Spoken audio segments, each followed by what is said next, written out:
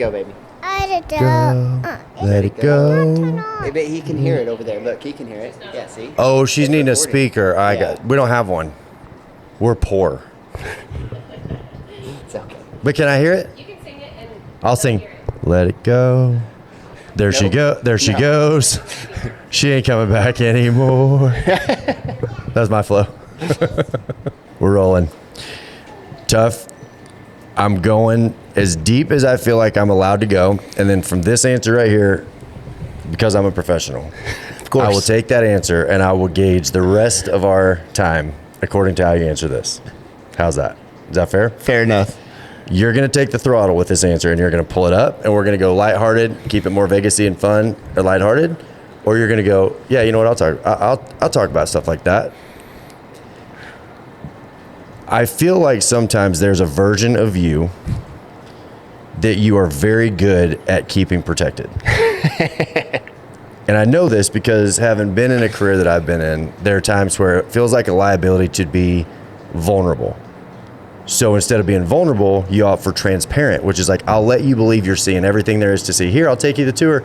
But vulnerable is when it's like, time out. I've got to re-up. Like, I got to go back and I gotta be a little more open. And the risk, because it's such a good question, it takes a minute to. Yes, of course. The risk is, if I'm just a complete open book, I'm opening myself up for ridicule that puts pressure on my family that they don't deserve.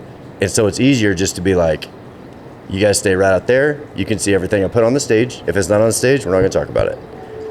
How close to accurate would you say that I am in that estimation? I would say every word is accurate that you've just spoken. I love depth, and I love to continue to dig within my own self. Right. And I also enjoy creating an image that I feel like can be impactful for others.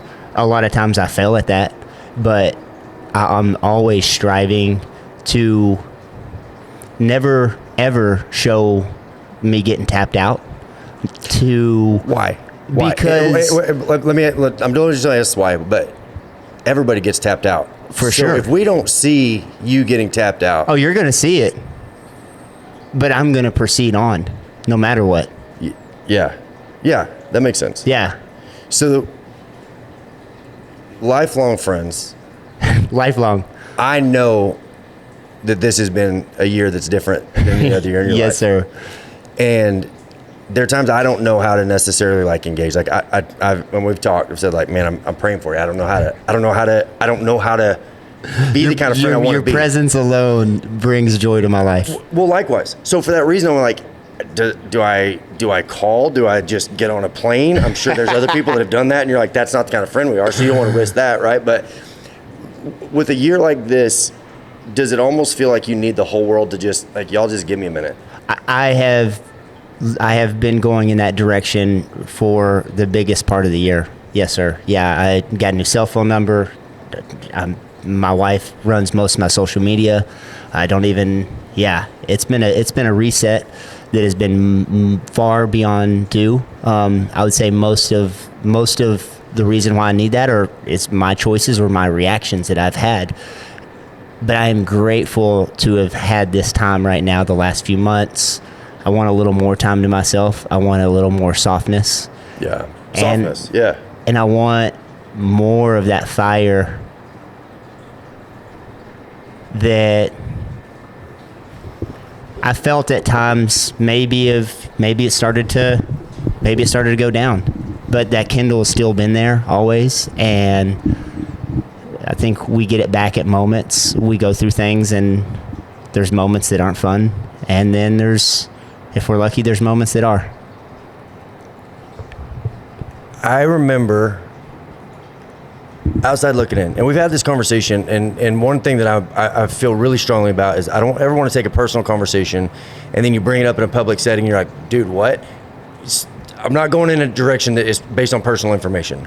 But I can remember from the outside looking in, seeing that you're this rock star from the time you're 12, 13, 14 years old. You and the old Roan paint, right? And you win $25,000 when you're at the U.S. finals. And then now all of a sudden you're 18. And at 18, you're still kind of digging your identity out of the dirt, no right? clue. You're like, I don't know who I am, but you're expected to. So you put out this, like, I think I'm kind of like this. But at 18, how do you know? You don't. So you fast forward now, and it almost feels like there's times where you have to be like, guys, I almost need to kind of like break all that down again. I'm older. I've grown into it. But how do you go back and go, I know what I said when I was 18, and I know that I told you I'm always going to be smiling. I know that I told you I'm always going to be happy. I know that I told you I'm always going to be this guy, but I maybe need to dial that back and go, I need to save some of that. Or there may be a day that I need, is what I'm saying making sense? Energy is a strange thing. Yes, sir. Because when a guy is faking it, everyone knows it. As I've done a lot. And sometimes that's all you got. You're like, you can get the fake happy, or I'm going to freak out. And maybe just fake happy's okay. Is that a fair way of saying that? I've come to start to understand that being your authentic self is the ticket, and finding out what that is has drawn me to want more of that. Yeah. It's hard. With the past 15, 20 years of creating an image, it has been, I've had a lot of thought into how that transfers into the future. In what way is the tough case Cooper that's home with your family different than the tough Cooper in the arena who might have just missed a calf, but is like, I'm happy, you guys, everything's good, which is good. That's a good image. No, you know it's coming. But in what ways are those two people different? Well, they see, when I get back to the room, they see the reflection of what that meant to me, or how much I thought that meant to me, actually. And maybe they witness emotion that I truly don't want to have at the end of the day, but because of so much dream that we all grow up coming into, and then having that moment and feeling like it's the world. That's been one of the bigger things that I've had to learn in life is, I've taken things hard. I've taken losses hard. I've put a really, really big, I've idolized my job probably way more than I should at times. Yeah. But also, if you want to be the champ, you have to put everything into it. This is it's a maniac thing, or don't do it. It's psychotic. It's chaos. It is a full season of this. Your ducks really, really need to be in a roll in order to sustain happiness. I love what you just said, that you don't feel obligated to show the world emotions that you wish you didn't have, because you're not saying I don't have them. Everybody knows you have them, and your stance is, I don't feel obligated because I wish it wasn't true, but if it is, I'm still not going to make it a public. I'm not going to show you the negative that I wish wasn't there.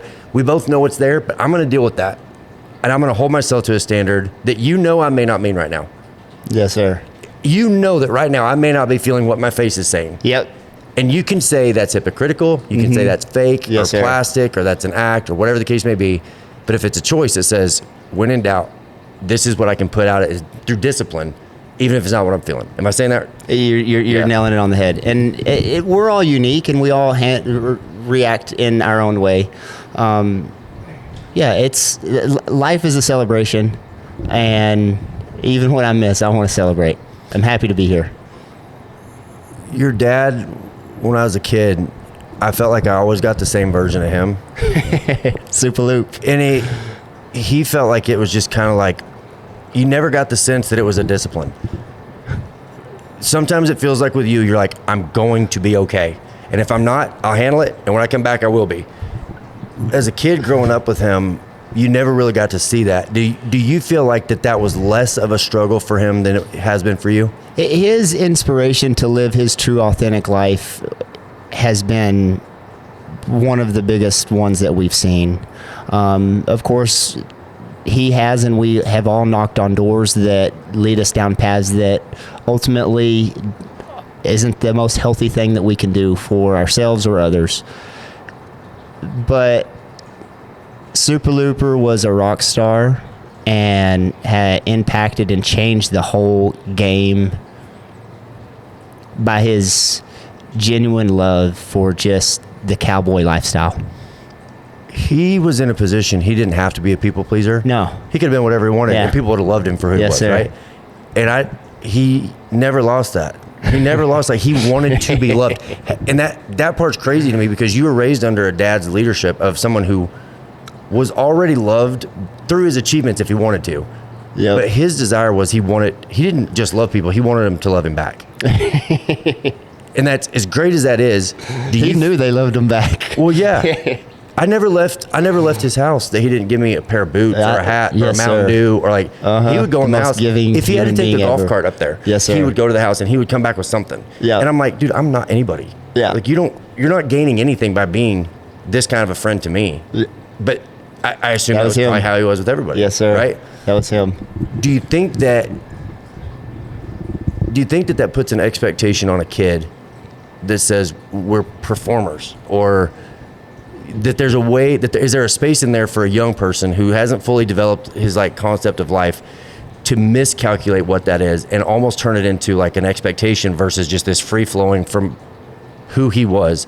Do you feel like you ever had a pressure back? Well, that's how dad was, so that's how I got to be. Did you ever feel like, as different as you guys were, there was pressure for you to do things based on how he had been? I would Does that question say make sense? I would say honestly only in the part of effort in the practice pen and effort to go to rodeos. He completely always inspired me to be my true authentic self, and he definitely wanted, as any rock star of a father would, he wanted credit when it was due, and he would give me advice in any area of life. But ultimately, he would allow me to. He encouraged the true authentic self because that's what he was, and that's what he wanted around him. To be honest, he wanted someone firing with him on all cylinders. I think there are people, a lot of people, I'm not going to say majority, but maybe, that would go, I don't even know what my authentic self is, right? Like, I'm kind of like this when I'm with this, or I kind of Just feel keep like living, this. baby. But how do you, if you're, Miles Davis said it takes a lifetime to sound like yourself as a musician, right? Like, you can sound like everybody else and that's how you learn, but eventually you're trying to learn how you sound, and it's like, I don't know. How do you, when you say authentic self, there's an evolution through life, right? Authentic meaning whatever is true today, with the understanding that that's going to be evolving. How do you get to Every it? moment. How do you get to? How do you know whether you're living up to a persona or an identity? Let me ask you this: you know when someone's not. You know when it's wrong. You know when somebody's projecting. I want you to see me as this, but you know it's not true. So we can all see when it's wrong. How does somebody get that right?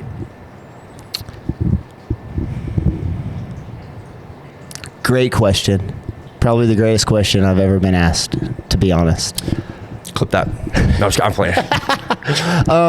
It's just, here's the depth.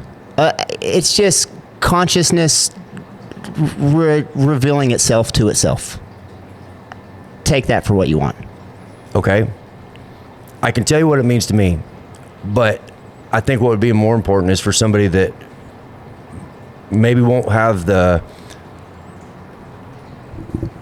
ability to metabolize that. Oh yeah, no. It takes going through things. It takes winning titles, losing titles. It takes any life experience or lesson that might just grab your awareness to what that might actually be. And I think that's what ultimately we're all pushing forward and towards. And like you said, it can change every moment. We zero out every second, have the opportunity to react a different way within every moment. And ultimately, go for it. Well, what about this?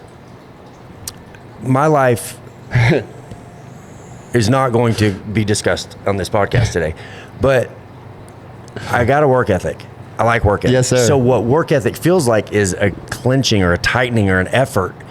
And yet what I feel like I've really maybe stepped into with the consciousness revealing itself to itself is I have to remain willing to work, and I have to hold everything with a loose hand, because otherwise I'm holding on to something that God might be trying to take away, or I might be rejecting the something God's trying to bring in. And so if my identity is going to be brought to me, then there's not an action to discover it. It's passive. I can passively relax, let things easy come, easy go, and still get up and work hard. And I think that when you tell that to somebody who's a hard worker, they're like, you're just going to sit around and do nothing. Passive for me is hard. Passive for me is hard. Hard work is easy. Yes, sir. Passive is hard. When something changes, like, I thought that was going to be in my life forever. You're a cowboy. Well, I thought that was going to be in my life forever. Yeah. So do I drop everything and pursue it? Yes, sir. Or do I just, that to me is the balance. And that, you remember on City Slickers when he's like, the key to life is one thing, Curly Bill is one thing. They go, what's that? And it's like, and he doesn't tell him. I feel like sometimes that's that identity thing of like, I don't know. I don't know what might be true tomorrow, but I can release everything. Yes, sir. And then just do a good job with what he's brought in. Bingo. And I think if everybody would do that, it takes away the need to see around the corner, because I can't see around the corner. No way. So what have I got today? And I think identity is a day-to-day. I think identity is just living in whatever's true today. It is. It's a knowing of thought, for sure. There's the depth. I love the depth. And it's, for me, it's not for everyone. Right. We're all within our own spot, within our relationship with the Lord. We're all within our own spot of understanding of, I think, each and everything. I think I know the coolest thing in life is just being here now, celebrating it, loving it. It's life is also a joke. Right. It's a big joke. Right. There's a verse in the Bible, I love this, where the disciples have gone through just devastation, real life death, devastation. Yes, and Jesus is on the beach, and he knows how the fishing's been. He already knows before he asks. And we could miss the humor in this, because Jesus is on the beach. He's like, how's the fishing been? Well, we read it as the Bible, like, and then thus saith the Lord, how has the fishing been? I'm like, I think that was a joke. I think Jesus is acknowledging the humor of like, how's the fishing? Like, it's been terrible. It's been awful. And then he goes into other stuff. But I think it's hard to enjoy the humor of life when you think you're in control.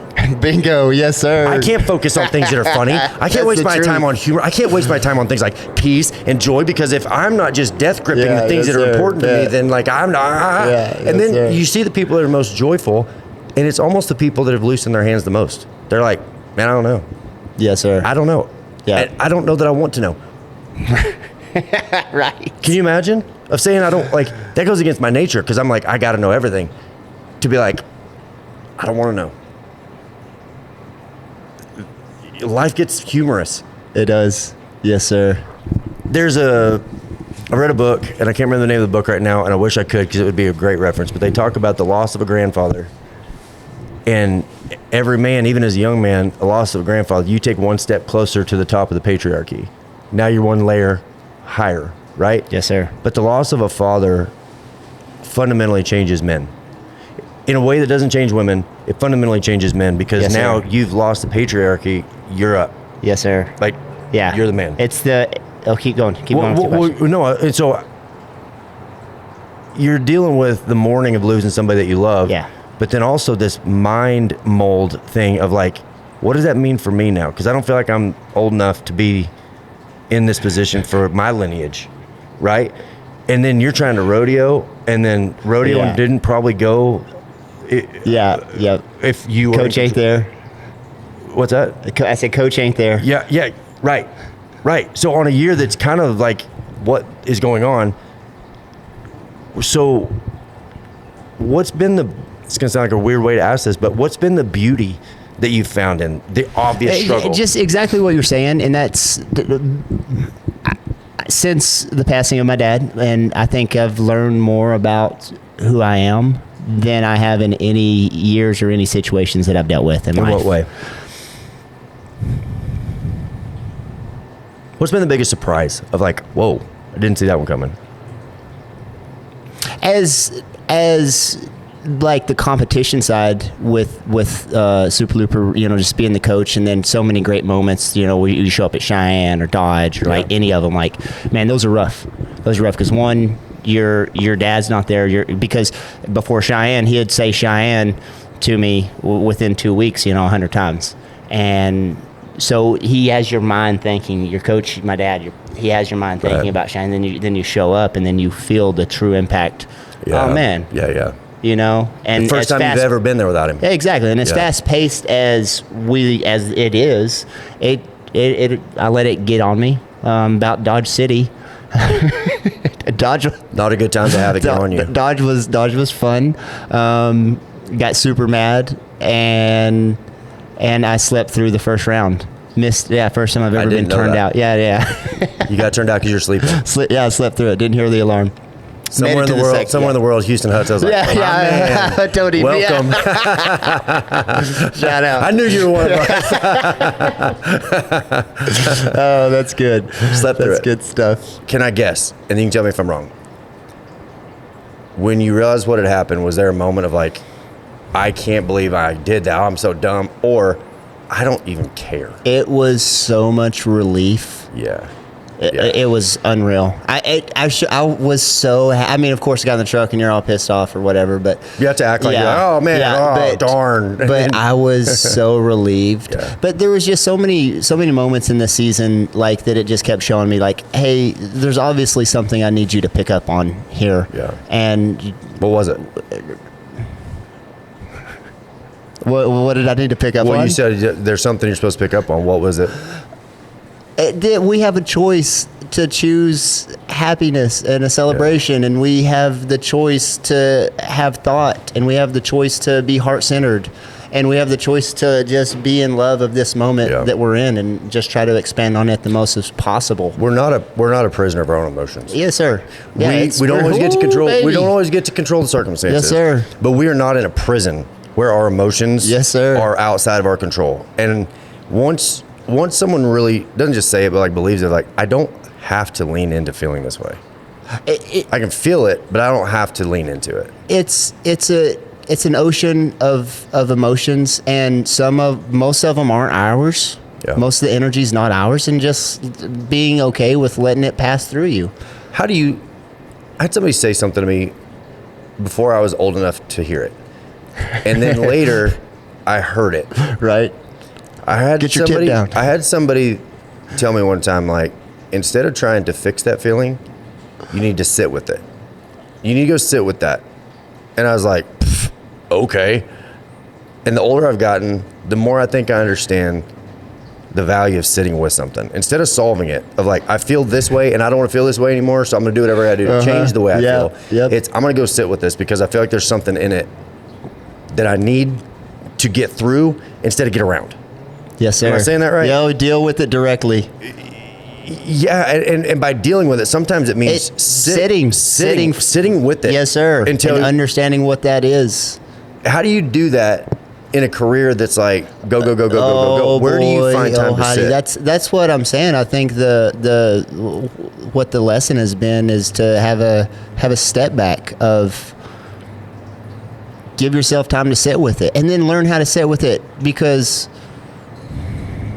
or learn whatever you want to learn. Yeah. But yeah. How many times do you think a guy there's a fire and the smoke detector is going off, and the smoke detector, as annoying as a smoke detector is, if it's functioning properly, and instead of dealing with the fire, they go remove the smoke detector with the way that they feel. You feel the way you feel because something's wrong. And instead of dealing with the thing that's wrong, you're like, I'm just going to go numb the alarm that's sounding. And sometimes the pain is just the alarm of like, that over there needs dealt with. And if you don't, the pain happens. And then you're like, well, how do I numb the pain? It's like, no, you sit with the pain until you figure out what's causing it, because the cause is the problem, not the symptom.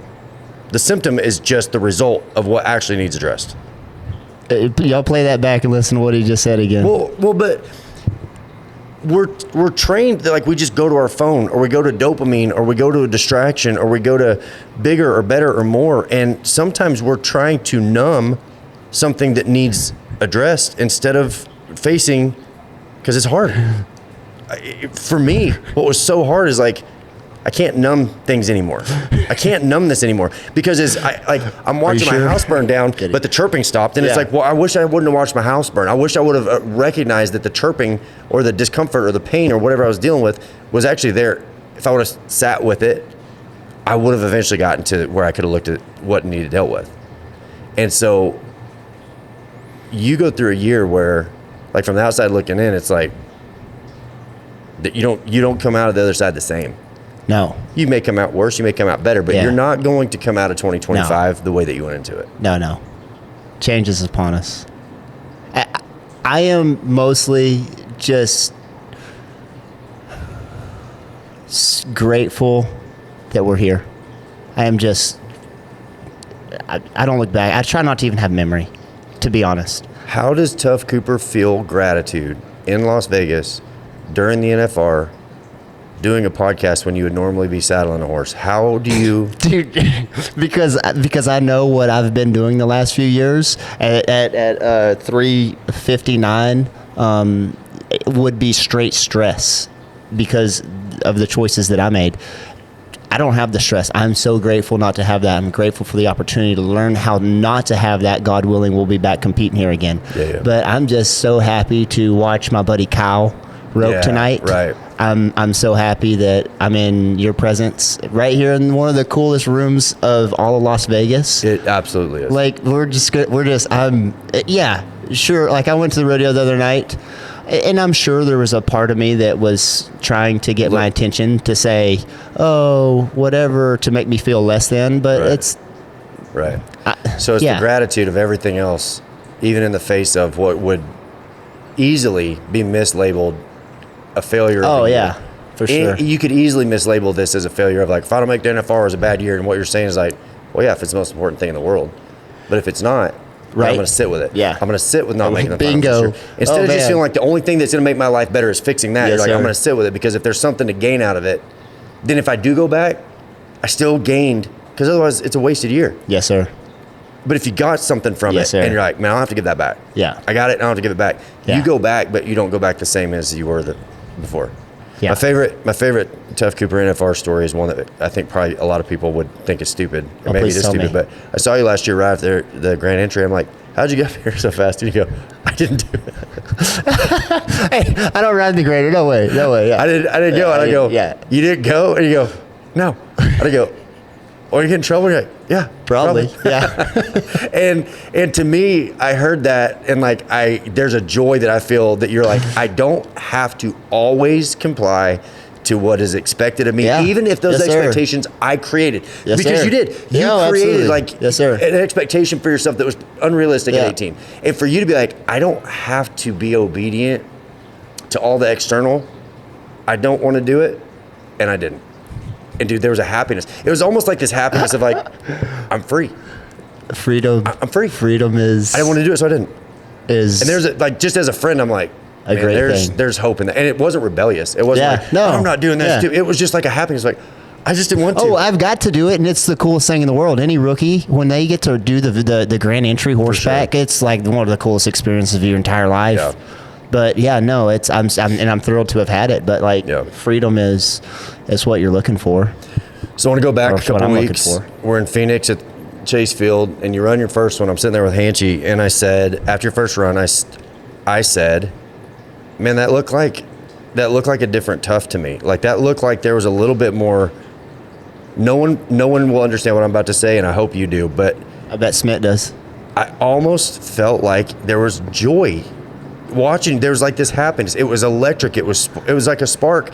You weren't just going through the motions. Your horse worked. Calf was good. It was a good run. And from the outside looking in, it was like the run had joy. And I know how dumb that sounds, but like I was like, man, that looked like a different Tuf. And Shane goes, man, that's just tough. And I know what he was saying. It's like that guy's always good. I know that the way I said it, he didn't understand what I was saying. But when you think of what the Hondo was, and I want to go into that a little bit more, but like I even almost feel like that what you're talking about, I can almost see it in your roping. Do you think I'm crazy?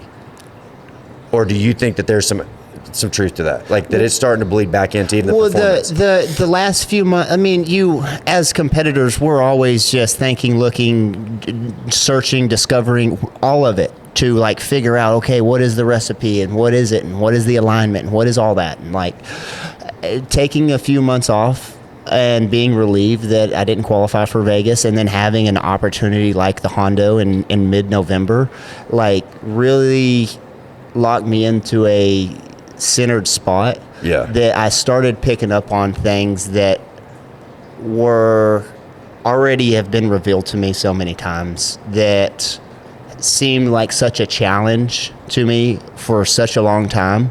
And learning that it's about the connection with your horse. It's about the things that work, and just not even giving time of day to the things that don't serve what I'm after in those moments. I think that there are things in life that if you chase them with your heart, they run. And if you turn your back on them, they follow you. And I think money is one of those things. I think if you chase money at a heart level, it runs from you. And I think if you just disregard money, money's like, well, don't forget about it. It like comes back to you. It's like a little girl on the playground when you're in first grade. Like you want to talk to them and they're like, yeah, get away. But then you're like, leave them alone. They come to you. And I almost feel like Exactly. I almost feel like there's a lot of that to rodeo. And too, you see the guy that's at a heart level, like he's made it his core. Yeah. And then aging, he begins to chase it and it begins to run further. And Yep. it's like, I'm almost there. And how many guys have you seen that gave it all back because they chased it at a heart level? And I think what I'm hearing you say, and you can, I don't want to put words in your mouth, but you got to experience it this year and love it and enjoy it. But there wasn't that heart level pursuit of it. Yeah. It was that you love it, but you're not chasing it. It's so much fun to learn that love again and try to stay after that love. I am grateful beyond any rodeo or organization that I have ever been to, like the Hondo, because it seems like, sure, I'm not, we all get it. They produce it. And they have checked, from what I can tell, every box that I can see that needs checked. They have the last 2 years allowed me to be me whenever I show up to the rodeo. Yeah. And that helps in every aspect that we're talking about. Tell me what you see. One of the things I love is they're not interested in comparison in a negative way to anybody else. And I love that. Yes, sir. There's that Pat Green song that says, you don't have to know what I'm against if you know what I'm for. Yes, sir. They do a good job of what they're for, right? Yeah. But in what way do you see that's different about the Hondo that you appreciate? Because I love those guys and I love that organization. And I've said it before, I'll say it again. If the team called me tomorrow and they go, we're not going to do rodeos and concerts anymore, we're going to go into construction. I'm like, same team, I'm in. I love those guys. I'm fortunate they're doing something that I love so much sir. anyway. But like in your mind, where are the things that they brought to the table that you're the most excited about? Because it's not the same. No. It's just not the same. And I know there's people that haven't been there. So like, Yeah. okay, well, it's not, everybody says you don't understand. You got to see it. You got to experience it. How would you describe those things? They know, here we're going to go third person. Let's go. They know when Tuf Cooper shows up that exactly what I'm going to do. Yeah. They don't have to ask. Yeah. They know. And they know that with each individual that is there on the team, Yep. They know exactly what we're going to do. And they allow us exactly the space that we need in order to do that. Okay. I didn't get permission to ask this question. Not that I probably would, but I'm going to draw a little bit of a comparison, but not for the intention of saying names. So I'm going to tiptoe here. Tiptoe with me. In the past, there have been times where the contestants wanted to do something because they knew that they had an idea of a way to improve a situation, and it maybe didn't go quite as well as they had thought. And it seems to me that the Hondo bringing the contestants in as partners, not show up and perform. It's how can we make this product better? It is the same function that a union would be, but without all the red tape, because a union puts the players against the owners. Yep. Because there's red tape. Yeah. What they did is like, let's just clear the table. Y'all come in. We want to know, how can we make this better? How can we improve this experience? And so you guys aren't just getting brought in as like paid performers. They're bringing the contestants in as business partners. I don't know that I've ever seen that. It hasn't been done. Not this way. What's the biggest crowd of people you think you've ever roped in front of? We had this conversation the other day because Thomas and Max, 17,000? Yeah, 17. Cheyenne, what's Cheyenne when its max capacity sold out? Oh man, I couldn't tell you. See, I didn't know these numbers either, but I don't know. I'm not good on those. what other rodeo seats 35,000 people? And I don't know the answer. It's not for the sake of comparison. If somebody asked me, is this the biggest rodeo crowd? And I'm like, That crowd was Calgary's huge. big. There's no way Calgary's more than 35. That I would say close to at 20 sold out, and that would be great. I don't know. It was sold out this year. That and they crowd were there was for the rodeo. crazy. For the rodeo. Yes, that's when I wrote Kev's, and I looked up and I said, what in the world? Right. And so it's interesting to me because I was like, is this the biggest crowd? And I'm like, no. And then I was like, I mean, Houston final day. are they there for the rodeo? Same deal? They're It's packed like there, that? then they come back for the 4-man round, and by the 4-man, It's full. I mean, yeah. So that would be one. It probably But I think what I'm trying to do is just explain the magnitude of the scope that they have said. I think 10% of the Western related minded people in the nation go to rodeos, maybe 10%. Yes, sir. 50% go to concerts. Okay. So they said, that's fine. Yeah. Because if they see what we can do, they'll love us too. Yes, sir. And so instead of being like, no, you're going to go to, I love that they were like, no problem. We'll do the best we can with the concert. We'll do the best we can with the rodeo. And the thing that I noticed this year is that the rodeo IQ, have you ever seen like the inner city basketball courts where everybody in the stands knows basketball so well that when a guy playing basketball in these inner city courts does something that the average person, like we all know a dunk and a 3-pointer, they're like when they cross somebody up, the world wouldn't know, but those people do. Yes, sir. Everybody in the crowd knows basketball so well, they're like, that was awesome. Yeah. The basketball IQ is high. Yes, sir. It felt like I was seeing a little bit of that happening with the rodeo IQ because they're starting to cheer before something happens, as it's developing. Like as things are happening, you hear them cheering. Like in a bull ride, you can always tell it gets louder as the ride goes on. Or when a time is announced, you're like, okay, they get it. I watched as a crowd was like, the first night they're like, this is cool. Second night they're like, this is real cool. Third night, they're starting to engage. Yes, sir. Before the thing happens. Wow. And now they're cheering, and it's like, I believe we have the best product. I believe we have the best athletes, we have the best product, and if it's marketed and packaged in a way that lets people experience it in a palatable way that they can digest, I think it's going to grow the fan base. And when they meet people that they're like, why is Tuf so normal? He just looked me in the hand and said, he looked me in the eye and said, yes sir, no sir, shook my hand. I think that's the thing to me that I'm the most excited about is almost the business part of what they're trying to do. It was so cool being after I competed, being in the stands and seeing family, and then the fans would walk by and just talking to them, and just the excitement of. I was here the last 2 nights, and I brought my cousins and brothers, and theirs is their first rodeo, and it is so cool. It was just so cool to be, witness and see what's happening. What I loved is that John Party's down there in the dirt with us, hanging out, just one of the guys, right? And Tuf comes up, he's like, man, I want to be a fangirl. You want to take a picture? And John and Tuf, John is there. He's going to be the performer. He's the artist for the night. People are excited to see him, and you're excited to see him, and he's excited to see you, and like that symbiotic sort of thing in the arena where it's like, dude, I'd love to take a picture. Those moments were able to happen because we brought him out and let him be a part of the... That's what I told Cord. I said the coolest part was seeing, Zach Brown pulling bull ropes and John Party, watching the start, and it's cool on the video of my run that day. It's like I'm going at one, and it's like you can see you and John both in the back cheering like mid run. That was so cool to see. Well, and I'll tell you what I know to be true.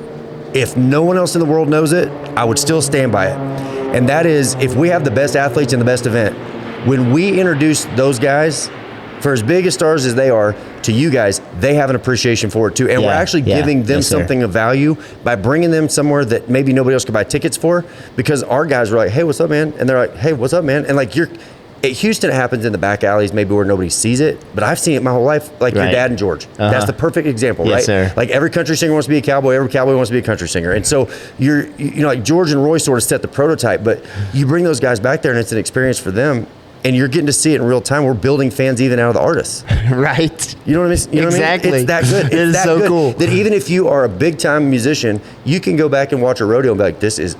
Like Riley Green helping Zeke get out. Oh, nice. Was he? As cool as that was. Yeah, that's as cool as that was. Like what? He cracks the latch and there goes Zeke, goes 89. And this Riley Green is like, oh, it's different from right here. Yes, sir. Like it's cool from over there, but it's different from right here. And so just that all of it's getting put out there in a way that people can understand and appreciate. Yes, and that's sir. exciting to me because I'm such a rodeo fan, dude. Oh, I'm a buy a ticket, sit in the seats fan. Yes, sir. I've been raised in it, but I love it, right? What does that do for you as a contestant as this event starts to develop and grow? What's the anticipation level from you? It inspires me to do any and all I could possibly do to help or be a small part, if a part at all, to watch or help this thing become winning the what event is a good way to do that, because then you just keep going to all of them. Yeah, keep showing exactly. up, Yeah, exactly. Exactly. Yes, awesome. Sir. We're headed to the Superdome. Yeah, bro, the Superdome. That's crazy. A humble brag, but I did throw a touchdown in the Superdome, and I got it on video. I got it on video, and here's the problem. I watched the video. I was like, man, that didn't look as cool as I thought it was going. I kind of what was it? What was this? We went to Did you play high school stadium. ball? No. It was a touchdown to James Treyway, but we went and took a tour of the stadium. After the Honda. Oh, no way, dude! It's crazy. Is it? Yeah. And you know what's crazy is the excitement that's already there for something that hasn't ever happened yet. I can understand why Phoenix would be excited because I saw it. Yeah. There's that sort of anticipation coming. Wow. And it hasn't even happened. Yes, there. sir. You think about guys like Hanchy, who, man, that guy's been in Louisiana for life, right? Oh, man. It's the biggest rodeo in the history of Louisiana. Right. So to see those guys be like, man, we deserve this. Like, there's good contestants. Yes, sir. And there is. To honor that or acknowledge that, and for them to be a part of something like that, like it's so rank. I'm so excited. What's rest this week look like? We're day 3 of round 3 of NFR is upon us tonight. Stay here at the Palms, do the watch party, maybe hit the perf a few times, watch it, do some autograph signings. What's the one not rodeo related activity you've got to do while you're here? That you look forward to getting done while you're here? Oh, dude, I'm hoping I could go to Lee Mountain, just right over the hill, and go skiing for a day. That'd be cool. Yeah. You got any connections to UFC tickets? Oh, dude, it's tonight. Yeah, the guys the guys at the front office here, they're headed to the fight tonight. I was trying to tag along. You're not gonna go? Said I had to finish the podcast. Shut up! Don't make me the reason you're not gonna go. I'm kidding. Tuff, I appreciate it, man. Thank you. I appreciate you taking time. We went longer than I intended to, but it's always awesome to catch up with you. But from me and all of us, thank you for what you have continued to do, all the effort that you've continued to put into this Western industry. Well, I appreciate that. I know we don't need it, but it's nice to hear. I appreciate it. No, I appreciate it. Thank you. It's awesome. I all year long, I'm seeing stuff on social, or people are like, "Oh, did you see something on Jordan's podcast?" And I'm like, "Keep it up, bro." I appreciate it, man. Thank you. It's awesome. Much. These moments are great. Collecting these moments it's history. I appreciate it. Well, it's an open invite. Anytime you got more, you read a book, you have an enlightened moment, whatever you got to do, let's do it again. Bet.